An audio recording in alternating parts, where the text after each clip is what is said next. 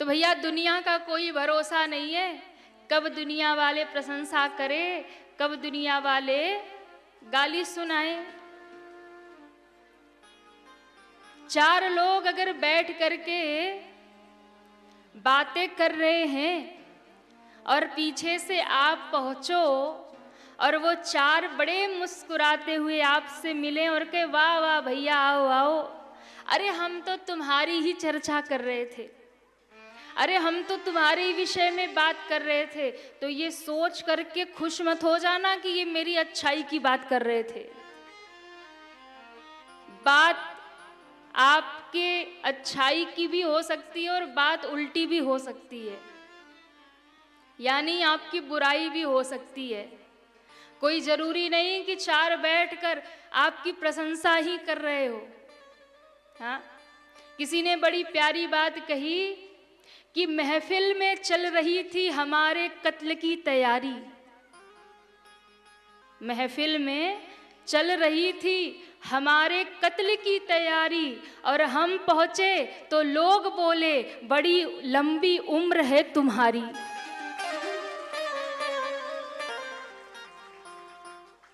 दुनिया का यही नियम है, इसी का नाम दुनिया है। बताओ, अभी चर्चा क्या हो रही थी और पहुंचते ही बोले बड़ी लंबी क्या है उम्र है तुम्हारी। ऐसी है दुनिया। इसलिए कोई मुंह पे बहुत प्रशंसा करे, बहुत बड़ी बड़ी बात करे, तो खुश मत हो जाना कि हमारे विषय की बात कर रहा, हमारी प्रशंसा कर रहा। बात कुछ और भी हो सकती है। भगवान ने कहा कि यही द्वारिकावासी मुझे द्वारिकाधीश कहते हैं, और यही द्वारिकावासी आज मुझे कहते हैं कि इसने इसके भाई को मारकर मणि चुराया है। बात इनके सामने खुलने चाहिए। भगवान लेकर गए, जंगल में ढूंढते हुए भीतर प्रवेश किया, और जैसे ही देखा तो घोड़ों के पैर के निशान थे।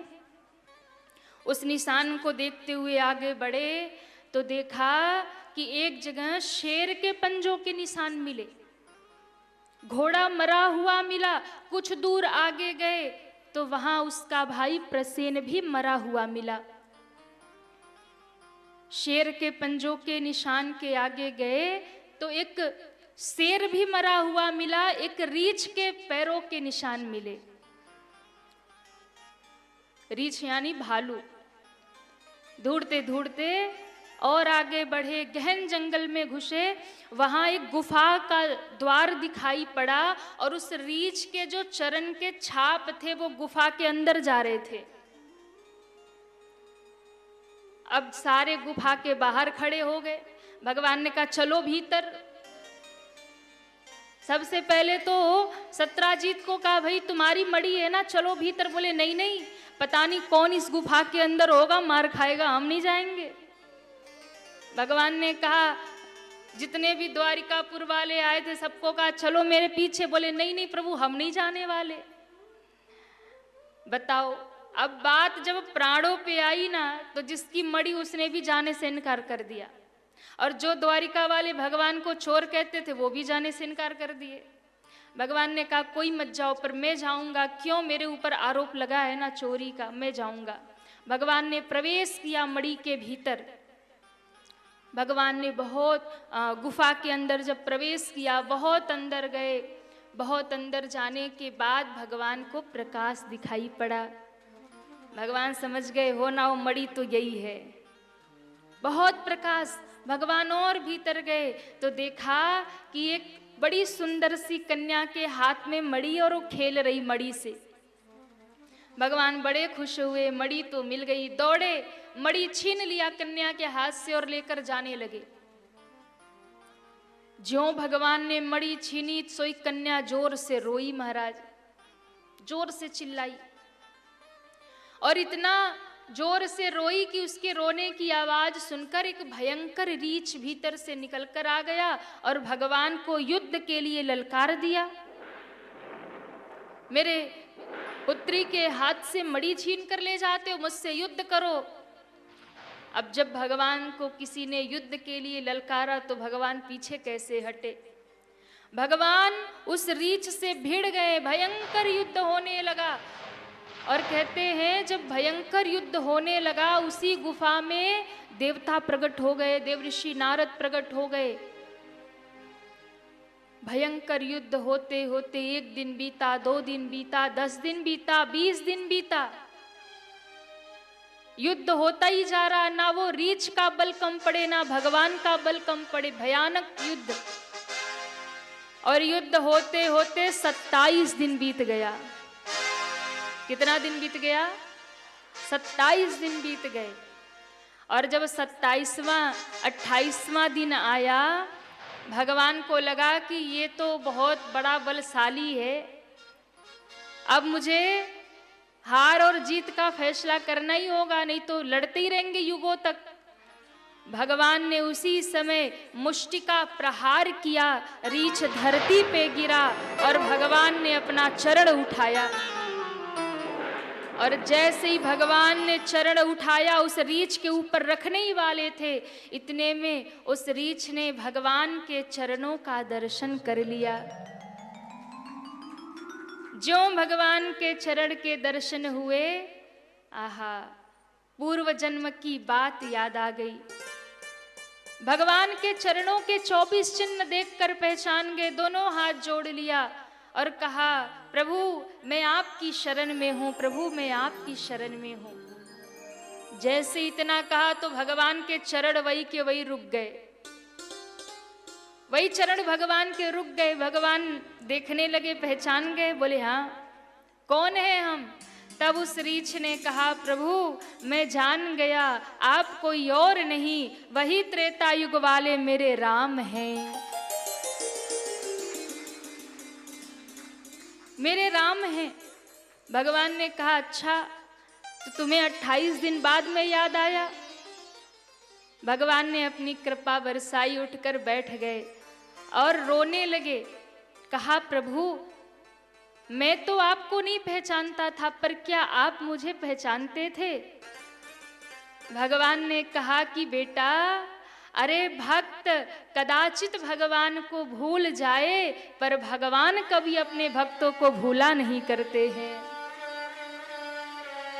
बेटा भले ही माँ बाप को भूल जाता है, लेकिन माँ बाप कभी अपनी संतान को भूलते नहीं हैं। चाहे वो विदेश रहता हो, कभी नहीं आता हो, कभी माँ बाप की सेवा ना करता हो, कभी माता पिता की हालचाल ना लेता हो, कितना भी दूर बैठा हो, बेटे को कभी माँ बाप की याद न आए, भले ही ना आए, पर माँ बाप तो हर पल अपने बेटे को याद ही किया करते हैं। भगवान ने कहा कि मुझे पता था तुम कौन हो। कहा, प्रभु कौन हूं मैं? तो कहा, तुम वही त्रेता युग के कोई और नहीं, रीछ राज जामवंत हो। मैं तुम्हें पहचानता हूं। जामवंत जी ने कहा, प्रभु जब आप मुझे पहचानते थे तो मेरे साथ युद्ध क्यों किया? इतना लंबा 28 दिनों तक मेरे साथ आप लड़े और मैं मूर्खतावश आपसे लड़ता रहा, मैं तो नहीं पहचान पाया कि आप मेरे प्रभु हैं। आप तो पहचानते थे, पहले ही बता देते। मैंने तो तब पहचाना जब आपके चरणों में बने 24 चिन्ह का दर्शन किया। जामवंत जी कहते हैं, जब मैंने आपके चरण देखे तब मुझे याद आया, अरे ऐसे ही चरण तो मेरे राम के भी हुआ करते थे। ये चरण तो मेरे राम जी जैसे हैं, इन चरणों में बने चिन्ह बिल्कुल वही है जो राम जी के चरणों में बने होते थे। आपने मेरे साथ युद्ध क्यों किया? जामवंत जी रोने लगे। भगवान ने कहा, सुनो, इच्छा तो तुम्हारी ही थी ना, तुम ही तो मेरे साथ लड़ना चाहते थे। मुझे कहाँ शौक चढ़ा है कि मैं अपने भक्त से ही लड़ूं, पर तुम्हारी इच्छा थी तो मैं तो भगत के अधीन हूं। मैं भगतन को दास, भगत मेरे मुकुट मणि। भगवान कहते, मैं अपने भक्तों का दास हूं, भक्त मेरे मुकुट मणि हैं। तो तुम मुझसे युद्ध करना चाहते थे, क्यों? हुआ यूं कि जब राम और रावण का युद्ध हो रहा था तो उस समय रावण आया एक दिन युद्ध लड़ने, सोई जामवंत जी से भिड़ गया, भेंट हो गई जामवंत जी से। जामवंत जी ने रावण को देखा, सो इतना क्रोध आया जामवंत जी को, यही वो दुष्ट है जिसने सीता जी का हरण किया, छोड़ूंगा नहीं इसको। दौड़े जामवंत जी, अपने चरण के अंगूठे से एक टक्कर मारी रावण को, और ज्यों टक्कर मारी सोई रावण रथ सहित तो उड़ा और जाकर सीधा लंका में गिरा, लंका में गिरा। राम जी खड़े खड़े देख रहे थे, बोले ऐसे ही युद्ध चला तो रावण तो 2 ही मिनट में मर जाएगा, हाँ। मारना हमको है, जामवंत जी उसको निपटा देंगे। राम जी ने कहा महाराज आप युद्ध के लिए रहने दो, रावण को मारना हमको है, कहीं आप ही मार देंगे तो लीला बिगड़ जाएगी, हमें युद्ध करने दीजिए, आप तो बस दर्शन करिए, मार्गदर्शन करिए। अब भयंकर युद्ध राम रावण का हुआ, राम जी की विजय हुई, रावण पराजित हुआ। सब प्रसन्न थे, सब खुश थे, क्योंकि राम जी विजयी हो गए। सब कह रहे हैं बोलिए राजा रामचंद्र भगवान की जय हो। जामवंत जी उदास खड़े हैं। भगवान ने कहा क्या हो गया, हम जीत गए हैं, आप प्रसन्न नहीं है? कहा प्रभु आपने मुझे युद्ध से वंचित कर दिया, मैं लड़ नहीं पाया, मेरा युद्ध करने का मन रह गया। चलिए आपने तो मुझे रावण से युद्ध करने नहीं दिया, सो आप ही मेरे साथ 2-2 हाथ कर लीजिए। राम जी ने कहा ये शोभा नहीं देगा, मैं मर्यादा पुरुषोत्तम राम आपसे युद्ध करूं, मर्यादा टूट जाएगी।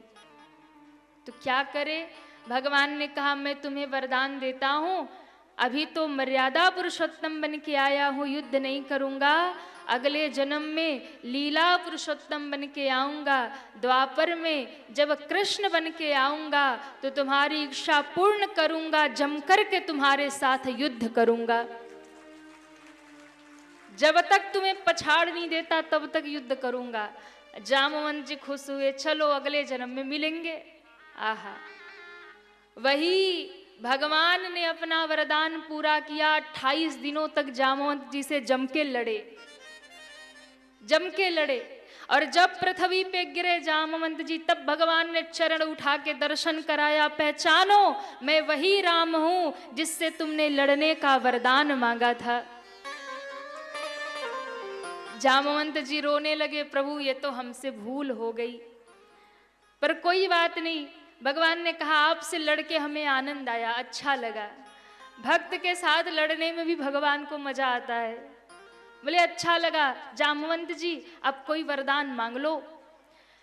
जामवंत जी ने कहा प्रभु मेरा स्वभाव है, मैंने सदैव अपने राम का दर्शन किया है, और मेरे जो राघव है ना, मेरे राघव ऐसे चंचल नहीं है, जैसे आप नैन मटका रहे ना, वो नैन मटकाते नहीं है, वो सीधे साधे रहते हैं, उनका चंचल स्वभाव नहीं है। मेरे राम का स्वभाव धीरता का स्वभाव है।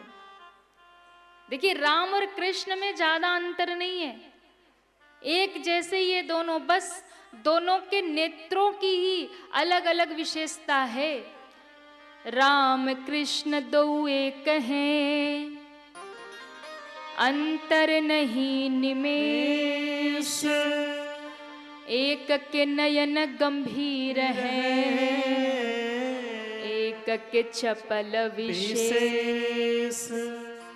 मेरे राम जी के नेत्रों में गंभीरता है, राम जी के नेत्रों में वीरता है, राम जी के नेत्रों में शौर्यता है, मेरे राम के नेत्रों में गंभीरता है, और कन्हैया के नेत्रों में चंचलता है। ये चंचल नयन है, ये अपने नैनों के ही बाण चलाते भक्तों के ऊपर। एक बार जिसे भर नजर देख लेते हैं ना, फिर वो सब कुछ छोड़ के दुनियादारी पागल होके इनके पीछे ही घूमने लग जाता है। ये कन्हैया की नजरों का कमाल है। तो राम जी के नेत्र बड़े गंभीर हैं, चंचल नहीं है। कहा कि प्रभु मैंने तो धनुर्धारी राम का दर्शन किया है, ये बांसुरी वाले कन्हैया, ये चंचल कन्हैया, ये मुझे थोड़े अच्छे नहीं लग रहे। फिर मेरी इच्छा हो रही है एक बार मुझे उसी त्रेता वाले धीर गंभीर धनुर्धारी मेरे राघव का स्वरूप दिखा दीजिए, मेरे रघुनंदन का रूप दिखा दीजिए। भगवान ने कहा कोई बड़ी बात नहीं है, भगवान को 2 ही मिनट तो लगता है रूप बदलने में। तुरंत बांसुरी बगल में रखी और उसी समय उसी गुफा के भीतर द्वापर में भी मानो रामावतार हो गया। ऐसा नहीं कि त्रेता में ही मेरे राम प्रगटे, द्वापर में भी राम प्रगटे। जामवंत को दर्शन देने के लिए आज धनुर्धारी राम धनुष बाण लेकर के रघुनंदन राम प्रकट हो गए। बोले राघवेंद्र सरकार की जय हो, राघवेंद्र सरकार की जय हो। धनुष बाण लिए ठाकुर जी प्रकट हो गए राम जी। आहा, जैसे ही उस स्वरूप को देखा जामवंत जी रो पड़े। धन्य है, यही मेरे राम का स्वरूप है। ऐसा लगता है जैसे फिर से त्रेता आ गया, ऐसा लगता है जैसे फिर से मेरे राम मेरे सामने आ गए। भगवान मुस्कुराए और देखो भगवान तो भक्त के अधीन है ना, आप जैसे पुकारेंगे भगवान वैसे आ जाएंगे। आप कहोगे राम बन के आओ तो राम बन के आएंगे, कहोगे कृष्ण बन के आओ तो कृष्ण बन करके आएंगे। किसी के लिए वो नरसिंह बन जाते हैं, किसी के लिए वो वाराह बन जाते हैं, किसी के लिए वो मत्स्य बन जाते हैं, तो कभी वो कच्छप बन जाते हैं, तो कभी देवताओं के लिए मोहिनी रूप भी धारण कर लेते हैं। महाराज भगवान के तो अनेक रूप है, इसलिए तो माताएं गाती हैं कभी राम बन के कभी श्याम। आता है आप लोगों को? वाह, चले आना हो कभी राम बन के कभी श्याम बन के चले आना। उठाइए दोनों हाथों को और तालियां बजाते हुए हरि बोल। श्री राधे जय हो, श्री राधे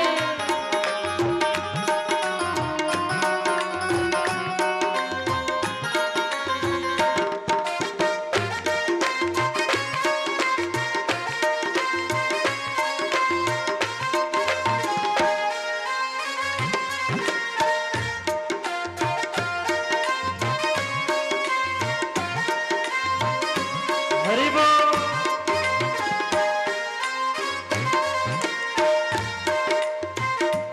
कभी राम बन के कभी श्याम बन के कभी राम बने के कभी श्याम बने के चले आना प्रभु जी चले आना, चले आना प्रभु जी चले आना।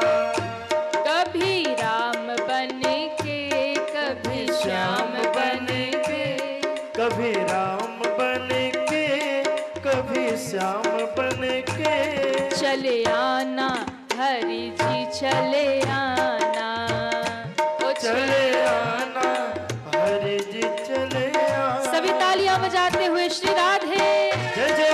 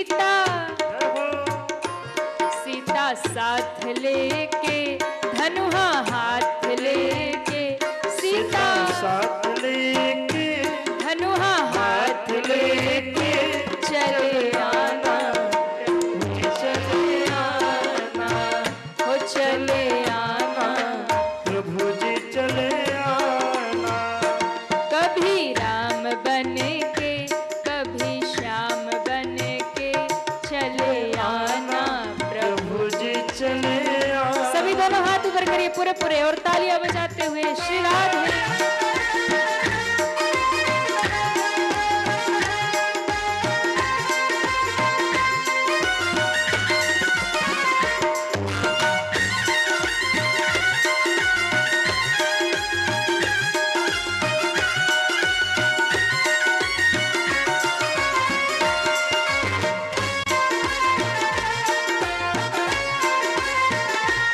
श्री राधे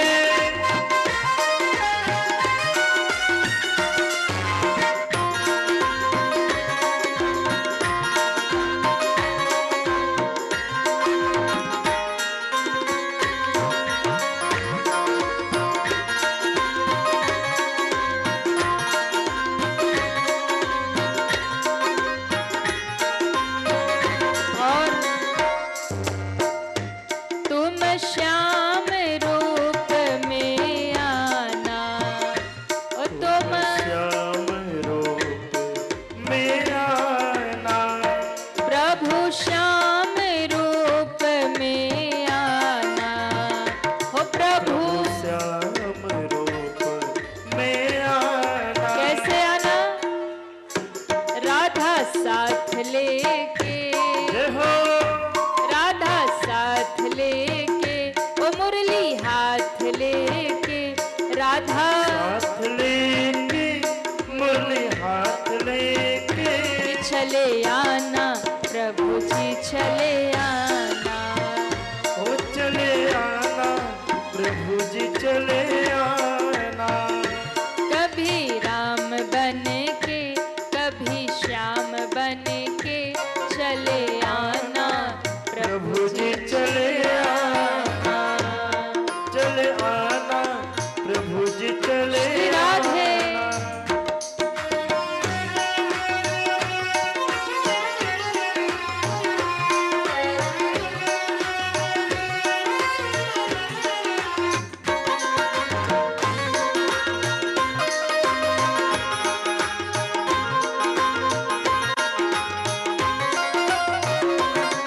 जय जय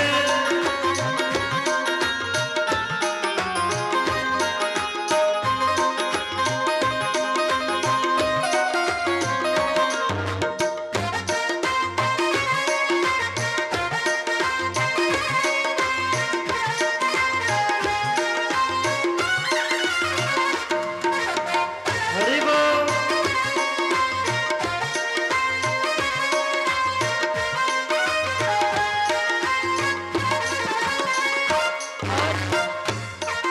राम जी आ गए और कन्हैया आ गए।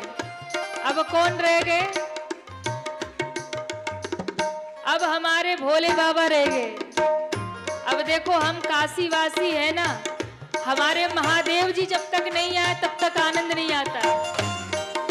तो कौन कौन चाहता है बाबा विश्वनाथ भी आ जाए? उठाओ पूरे पूरे हाथ। हे महादेव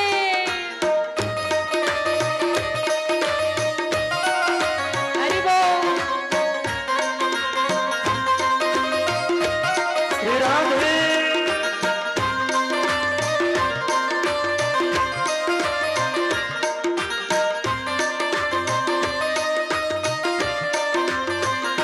हर हर महादेव शंभो काशी विश्वनाथ गंगे।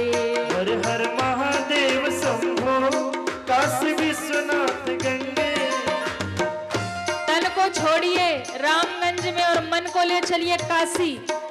दर्शन करिए वही विश्वनाथ का द्वार, वही गंगा का घाट।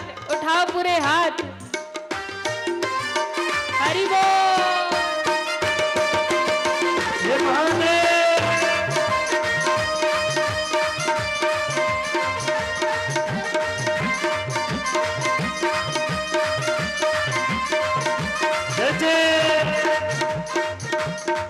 हर महादेव शंभु काशी विश्वनाथ गंगे। हर हर महादेव शंभो काशी विश्वनाथ गंगे। काशी विश्वनाथ गंगे माता पार्वती संगे।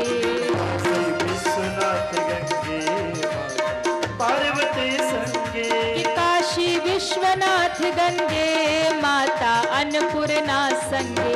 काशी विश्वनाथ गंगे अन्नपूर्णा और हाथ उठा के हर हर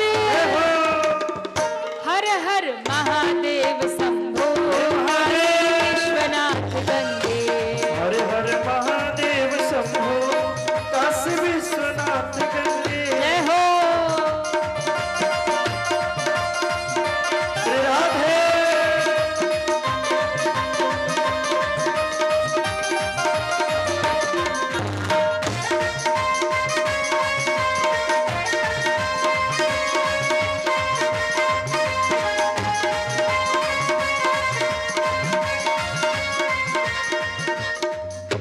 और तुम शिव के रूप में आना हो बाबा। शिव के रूप में आना।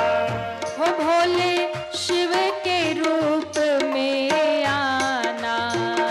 ओ भोले शिव के रूप में आना। और महादेव जी अकेले मत आना, फिर गौरा साथ लेके। गौरा साथ लेके। गौरा साथ लेके। गौरा साथ लेके। डमरू हाथ लेके। डमरू हाथ लेके। वो चले आना भोले जी चले आना। वो चले आना भोले जी चले आना। वो कभी राम बन के कभी श्याम बन के कभी राम बन के कभी श्याम बन के चले